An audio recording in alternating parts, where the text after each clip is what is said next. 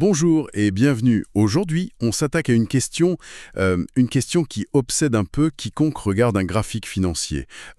Est-ce qu'on peut vraiment deviner quand un marché va se retourner? C'est un peu la quête du Saint Graal, oui. Exactement, le saint graal du trading. Pour explorer ça, on a une pile de sources assez fascinantes. Des guides très clairs de sites comme Capital.com ou Investopedia. Des analyses plus pointues de TradingView. Et même un rapport de JP Morgan qui vient un peu bousculer les certitudes. Tout à fait. Notre mission, c'est de plonger dans deux concepts clés, le momentum et la divergence, pour comprendre comment ils peuvent nous aider, non pas comme des formules magiques, mais plutôt comme des outils pour décrypter la psychologie du marché. C'est exactement l'idée. Alors, commençons par le début. Le momentum. On entend ce mot partout, mais qu'est-ce que ça veut dire concrètement sur un marché? C'est l'idée la plus intuitive qui soit. Imaginez que vous poussez une voiture. Au début, c'est un peu dur, et puis elle prend de la vitesse de l'élan. D'accord. C'est ça, le momentum. Investopedia le définit comme la vitesse et la force du mouvement des prix. Une tendance qui monte en flèche avec de grandes bougies vertes. Ça, c'est un fort momentum haussier. Et à l'inverse, une chute brutale, c'est un fort momentum baissier, logique. Exactement. Et un marché qui stagne, qui fait du surplace, c'est un momentum faible, voire inexistant. D'accord. C'est l'idée que la tendance est notre amie, comme on dit souvent. Un objet en mouvement tend à rester en mouvement. Donc si ça monte fort, on parie que ça va continuer. C'est assez simple, non? C'est le principe de base, oui. Une note d'OKX le résume bien. Les actifs avec une dynamique haussière ont, en général, plus de chances de continuer à monter. Mais Ah, il y a un mais, il y a toujours un mais. et c'est là que ça devient intéressant. Ce n'est vrai que jusqu'à ce que ça ne le soit plus, et c'est pour détecter ce point de rupture qu'on utilise le deuxième concept, la divergence. La divergence. Oui, la divergence, c'est un signal de fissure. C'est une contradiction entre ce qu'on voit en surface, donc le prix, et ce qui se passe dans la salle des machines. Une fissure, c'est-à-dire que le prix pourrait nous mentir. C'est exactement l'idée. Les sources de TradingView et SlideShare sont très claires là-dessus. Une divergence, c'est quand le prix de l'actif continue sa course, disons vers le haut, mais que l'indicateur technique qui mesure son momentum, sa force interne, lui, il commence déjà à piquer du nez. D'accord, je vois. Le prix fait un nouveau sommet, mais pas l'indicateur. Voilà, c'est ce désaccord qui est crucial. C'est comme voir un sprinter battre son record sur les 50 premiers mètres. Mais voir sur son cardio-fréquence-mètre que son cœur est déjà en train de lâcher. C'est une image parfaite. Le corps continue sur sa lancée, mais le moteur, lui, il est en surchauffe. L'image est très parlante. Donc, le prix a une inertie, mais la force qui le pousse, elle, commence à s'épuiser. Mais une question me vient. Si c'est un signal aussi connu, est-ce que ça ne veut pas dire que tout le monde le voit venir? Et du coup, est-ce que ça ne perd pas de sa valeur? C'est une excellente question et elle touche au cœur de la psychologie des marchés. Oui, beaucoup de gens regardent ces signaux, mais tout le monde ne les interprète pas de la même manière ou au même moment. Et surtout, beaucoup de participants sont aveuglés par l'euphorie de la hausse et ignorent ces signaux d'alerte. La divergence, ce serait donc un signal pour ceux qui savent garder la tête froide. C'est un peu ça, oui. D'accord, je vois. Alors concrètement, comment on voit cette fatigue du moteur? Quels sont les outils, les fameux indicateurs qu'on met sous le graphique des prix? Il y en a des dizaines, mais les sources, notamment SlideShare, insistent sur 3 grands classiques qui forment un peu la base de la boîte à outils. Le MACD, le RSI et l'oscillateur stochastique. On va peut-être se concentrer sur le premier, le MACD. Rien que le nom, Moving Average Convergence Divergence. C'est un programme. Comment ça marche, simplement? Le guide de Capital.com l'explique très bien. Imaginez 2 chiens qui courent. Un lévrier, qui est très rapide. Une moyenne mobile courte. Exactement. Et un basset, plus lent, donc une moyenne mobile longue. Le MACD, c'est tout simplement la distance entre ces 2 chiens. Ah, ok. Quand la tendance accélère, le lévrier s'éloigne du basset et la ligne MACD monte. Quand la tendance ralentit, le lévrier se rapproche et la ligne MACD baisse. Il y a aussi une laisse, qu'on appelle la ligne de signal. Quand le lévrier passe devant la laisse, c'est un signal d'achat. S'il repasse derrière, c'est un signal de vente. D'accord. L'analogie des 2 chiens est très claire. Et la divergence dans cette histoire, c'est quand le prix continue de monter, mais que la distance entre mes 2 chiens commence à se réduire. Exactement. C'est la divergence baissière classique. Le cours de l'action fait un nouveau sommet, plus haut que le précédent, mais sur le graphique du MACD, le sommet du MACD, lui, est plus bas que la fois d'avant. Le livrier court encore, mais il a perdu de sa superbe. Il s'épuise et le basset le rattrape. Voilà. C'est une alerte rouge clignotante qui dit « Attention, l'élan s'essouffle ». Et je suppose que ça marche aussi dans l'autre sens, pour anticiper une fin de baisse. Parfaitement. Le cours de l'actif tombe, il fait un nouveau plus bas, tout le monde panique. Mais en dessous, le MACD, lui, refuse de faire un nouveau plus bas. Il dessine un creux moins profond que le précédent. C'est le signe que la pression vendeuse est en train de se tarir. C'est ça.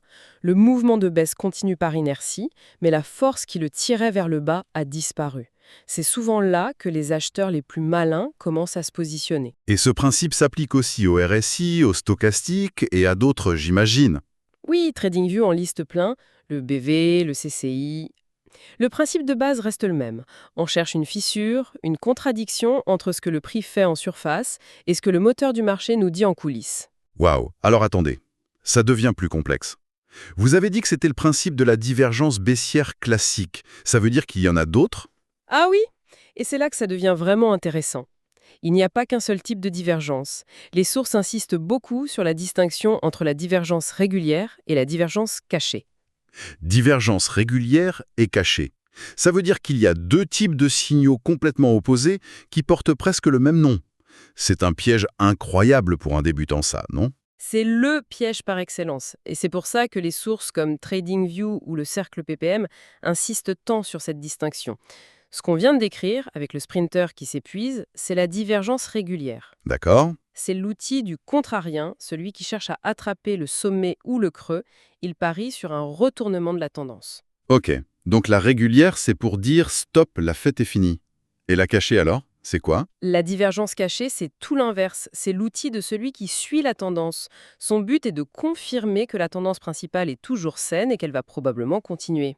Ah, d'accord. Comment ça marche ? On va prendre une autre analogie. Imaginez un athlète qui court un marathon. La tendance de fond, c'est sa course. Parfois, il ralentit pour boire de l'eau. C'est une petite correction, un plus bas, plus haut sur le graphique des prix. Oui, on pourrait se dire « ah, il fatigue, il est temps de parier contre lui ». Exactement. Mais si on pouvait mesurer son rythme cardiaque, notre indicateur, on verrait qu'il plonge très bas pendant cette pause. Il récupère énormément de force. L'indicateur fait un plus bas, alors que le prix, lui, reste au-dessus de son précédent creux. Je vois. C'est ça, une divergence haussière cachée. C'est un signe de force incroyable. Ça nous dit, cette pause est saine. L'athlète reprend son souffle pour repartir de plus belle. C'est un signal pour renforcer sa position, pas pour la vendre. C'est fascinant. La divergence régulière dit « le moteur est en surchauffe », tandis que la divergence cachée dit « le moteur se repose avant d'accélérer à nouveau ». La nuance est subtile, mais... Elle est absolument fondamentale. Elle est la différence entre une bonne et une très mauvaise décision. Donc, si je comprends bien, on a des signaux pour les retournements et d'autres pour les continuations. Ça couvre déjà pas mal de terrain. Mais est-ce qu'on est toujours obligé de comparer le prix à un indicateur ? Est-ce qu'il existe des divergences encore plus subtiles ? Absolument. Et là, on entre dans des concepts plus avancés, comme la SMT divergence, la Smart Money Technique, que TradingView détaille bien. Ici, on oublie les indicateurs. Ah bon ? On ne regarde que le prix. On ne regarde que le prix. Mais on ne regarde pas un seul actif. On en regarde deux qui sont censés être de proches parents, très corrélés. Comme deux indices boursiers, par exemple, le CAC 40 et le DAX allemand. Précisément. Ou le S&P 500 et le Nasdaq aux États-Unis. Ces indices ont tendance à bouger de concert. La SMT cherche une rupture dans cette harmonie. D'accord. C'est comme si deux grimpeurs experts, parfaitement synchronisés, escaladaient une montagne. Si l'un atteint un nouveau sommet et que l'autre, tout aussi fort, non seulement n'y arrive pas, mais fait même demi-tour. Le problème, ce n'est pas le deuxième grimpeur. Le problème, c'est la montagne. C'est exactement ça. La SMT nous dit que la montagne, l'environnement de marché, est devenue dangereuse. Le manque de confirmation de l'un révèle une faiblesse cachée dans l'ensemble du mouvement.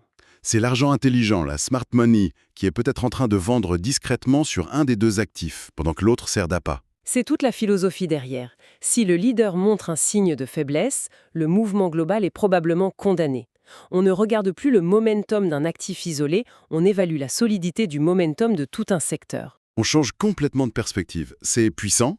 Et si on changeait encore de dimension ? Une source de stockcharts.com m'a interpellé avec un outil qui ne regarde ni le prix ni les indicateurs, mais le temps. Ah, les zones temporelles de Fibonacci ? Oui ? Attendez, là, ça devient contre-intuitif. On ne regarde plus le prix, mais le calendrier. C'est presque astrologique, non? Comment est-ce que ça peut fonctionner? La réaction est normale. On sort de l'analyse cartésienne du combien pour entrer dans la dimension du quand. L'idée derrière Fibonacci, c'est que les marchés, comme beaucoup de phénomènes naturels, ne bougent pas de façon linéaire, mais par vagues, par cycles, par rythme. Et la suite de Fibonacci, 1, 2, 3, 5, 8, décrirait ces rythmes. C'est l'hypothèse. Concrètement, on prend un point de départ important, un grand sommet ou un grand creux. À partir de là, on projette des lignes verticales dans le futur, à des intervalles de 5, 8, 13, 21 points jour ou semaine. Et ça nous donne la date exacte du prochain retournement? Non, et stockcharts.com est très clair là-dessus. Ce ne sont pas des dates exactes. Ce sont des zones de haute probabilité, des fenêtres temporelles où le marché est statistiquement plus susceptible de changer de direction. C'est donc un outil de forecasting, pas de certitude. Tout à fait. Il faut le voir comme une alerte sur son calendrier. Et si, en arrivant dans une de ces zones temporelles, on observe en plus une divergence régulière baissière sur le MACD et une USMT entre deux indices, Alors là, le signal de retournement devient extrêmement puissant. C'est une confluence de signaux. voilà. D'accord. Bon, après avoir exploré tous ces outils qui semblent redoutables, il faut parler des pièges. Capital.com le rappelle avec cette phrase qu'on devrait tous avoir gravée au-dessus de notre bureau.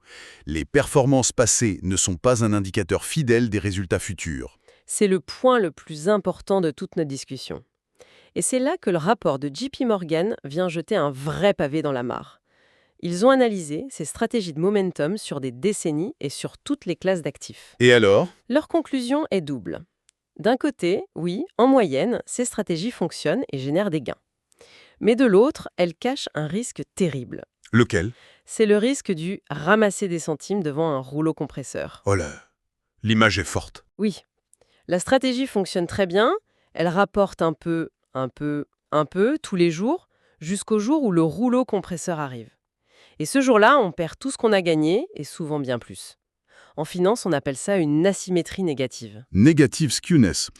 Les gains sont petits et fréquents, mais les pertes sont rares et catastrophiques. Exactement.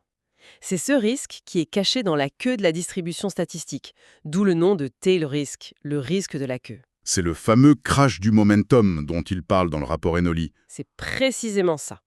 Ces stratégies peuvent générer des performances stables pendant des années, puis tout perdre en quelques semaines quand la tendance se retourne avec une violence inouïe. On a des exemples de ça. La bulle Internet en 2000 est un cas d'école. Pendant des mois, le Nasdaq atteignait des sommets, mais tous les indicateurs de momentum criaient à la fatigue. C'était une divergence baissière régulière massive. Ceux qui l'ont vu sont sortis à temps. Et les autres? Les autres, ceux qui suivaient le momentum aveuglement, ont été pulvérisés. Donc ce n'est absolument pas une solution miracle. Un signal de divergence, ce n'est pas une garantie. Jamais. La source de SlideShare le martèle. C'est une indication d'un potentiel changement. Le trader intelligent l'utilise comme une alerte, un signal pour commencer à chercher d'autres confirmations. C'est un outil pour évaluer les probabilités, pas pour lire l'avenir dans une boule de cristal. Voilà, il ne faut jamais l'oublier. Faisons une synthèse rapide. Le momentum, c'est la force brute de la tendance. Oui, et la divergence, c'est ce signal de fissure, ce désaccord entre le prix et la force interne du marché. On a vu qu'il fallait se méfier du piège entre les divergences régulières, qui anticipent un retournement, Et les divergences cachées qui, elles, confirment une continuation. et on a exploré des techniques plus fines, comme la SMT qui compare des actifs frères, ou les zones de Fibonacci qui nous alertent sur le quand plutôt que le combien. C'est un bon résumé. Mais le point essentiel, finalement, c'est que ces outils, aussi sophistiqués soient-ils, ne sont pas infaillibles. Ils sont là pour nous aider à sonder la psychologie du marché, à gérer le risque. Et surtout à ne pas être le dernier à croire que la tendance est éternelle. Leur but est de nous forcer à poser les bonnes questions, pas de nous donner des réponses toutes faites. Et ça nous amène à une pensée finale pour cette exploration. Le rapport de JP Morgan ne s'arrête pas à ce constat de risque. Il analyse aussi comment ces stratégies de momentum performent dans différents régimes de marché, en période de forte croissance, de faible croissance, d'inflation, de forte ou de faible volatilité. Et les résultats sont très différents selon le contexte. Exactement. Ce qu'il montre, c'est qu'une stratégie qui cartonne dans un marché calme et prévisible peut se faire anéantir dans un marché volatile et chaotique. Et cela soulève une question essentielle. Au-delà de la maîtrise technique des graphiques, la compétence ultime du trader ou de l'investisseur ne résiderait-elle pas dans sa capacité à diagnostiquer le régime global du marché et à adapter sa lecture de tous ces indicateurs en conséquence? Autrement dit, savoir si on est en train de naviguer sur un lac tranquille ou en pleine tempête avant même de regarder sa boussole.